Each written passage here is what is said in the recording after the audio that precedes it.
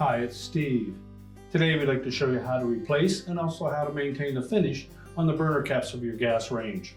It's a really easy repair. Let me show you how we do it.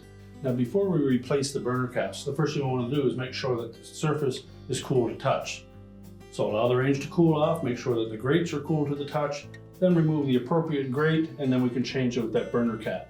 Now to maintain the surface of that burner cap, we suggest that you wash it only in a mild detergent and water and use a plastic type scrub pad to remove any built up dirt. Clean them as soon as they become soiled and dry them completely. Never put them in the dishwasher and never use an abrasive cleanser.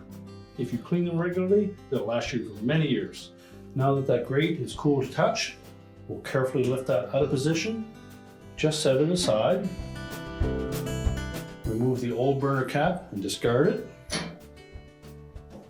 We'll position the new one on the burner, make sure it's centered properly, and then very carefully replace that grate.